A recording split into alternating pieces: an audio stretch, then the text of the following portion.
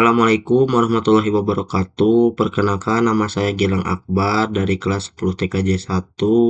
Di sini saya ingin menjelaskan sedikit tentang networking models. Apa sih networking model itu?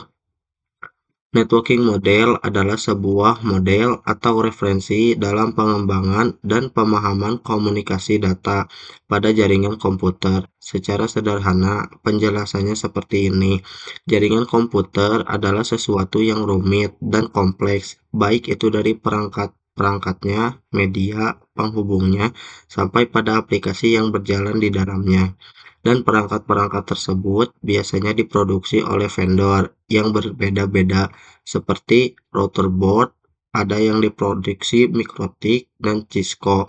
Kemudian web browser yang dibuat oleh Google dan Mozilla, dan lain sebagainya. Dari hal-hal tersebut, disinilah fungsi networking model tersebut.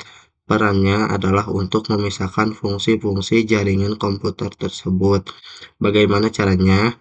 Caranya adalah dengan membuat berbeda lapisan fisik hingga non-fisiknya. Pada setiap lapisan terdapat kumpulan-kumpulan aturan yang harus diikuti oleh setiap komponen agar dapat saling berkomunikasi dengan komponen yang lainnya.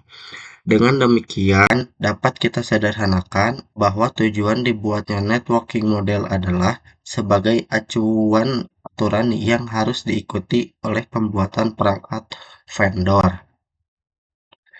Coba kita perhatikan dua buah model networking model di atas. Ini sama ini, guys.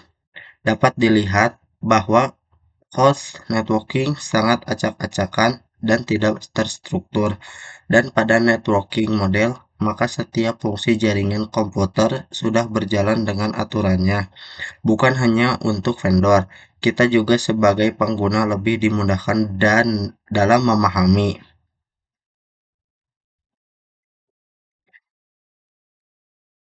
Yang saya akan bahas ada 4 konsep: TCP/IP model, encapsulation dan decapsulation, OSI layer model. TCP/IP model.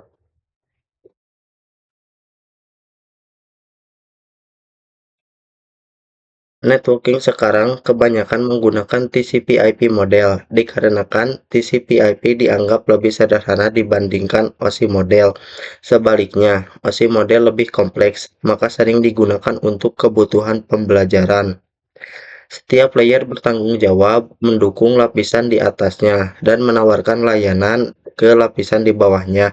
Lapisan pada bagian atas biasanya merupakan aplikasi atau software, sedangkan pada lapisan bawahnya biasanya menggunakan hardware. Untuk melihat detailnya, kira-kira begini gambarannya.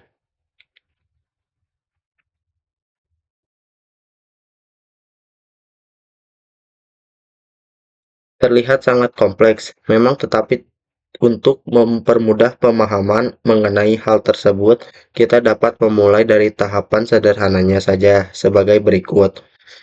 Usahakan kita hafal dan mengerti fungsi utama dari setiap lapisan.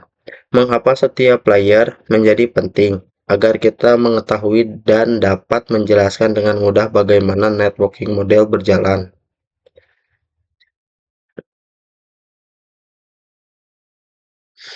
TCP/IP model merupakan jenis networking model yang saat ini common digunakan. Jadi TCP/IP untuk mendefinisikan suatu protokol agar antar komputer, utamanya yang berbeda network, itu bisa saling komunikasi. Nah, untuk membantu dalam memahami setiap networking model itu dipecah menjadi bagian dua kecil yang disebut sebagai layer. Secara dokumentasi, TCP/IP model terdiri dari 4 layer. Ini, guys. Namun penerapan dalam real networking TCP/IP model lebih mudah untuk dibagi menjadi 5 layer. Yang ini. TCP/IP Application Layer. Application Layer berfungsi sebagai antarmuka dengan aplikasi. mengatur bagaimana aplikasi dapat mengakses jaringan, dan kemudian membuat pesan-pesan berskala. Di antara contoh service dari application layer itu seperti HTTPE, POP3, Smart TP, IMAP, dan lain-lain. HTTPS itu digunakan ketika kita mengakses suatu web server. Seperti ini, guys. Micropic server. TCP/IP Transport Layer. Fungsi dari Transport Layer adalah memberikan service ke application layer transport data. Untuk Transport Layer terdapat dua protokol, yaitu sering digunakan, yaitu TCP/IP, TCP, dan UDP. Salah satu mekanisme yang disediakan oleh Transport Layer khususnya pada TCP adalah Error Recovery Mechanism. TCP/IP Network Layer.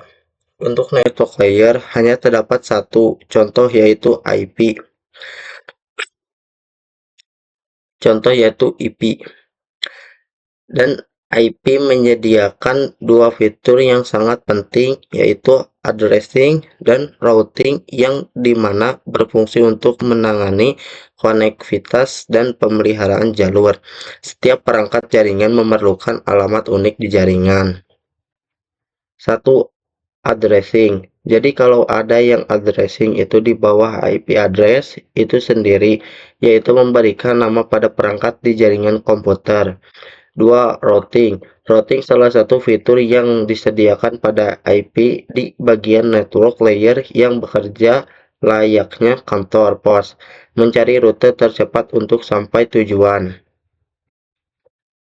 TCP/IP Data Link Layer dan Physical Layer. Data Link Layer mendefinisikan protokol yang dibutuhkan pada physical layer.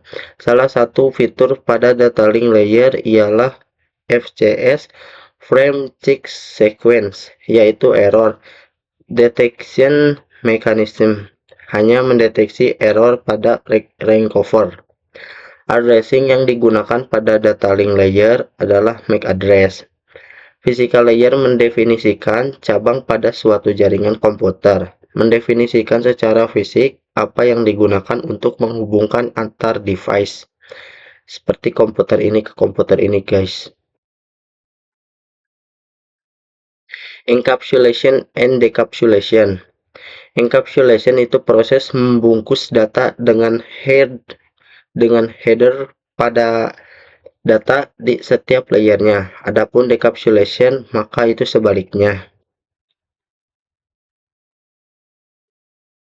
OSI model layer. Terdapat 7 lapisan pada model OSI. 1. Application layer. 2. Presentation layer. 3. Session layer. 4. Transport layer.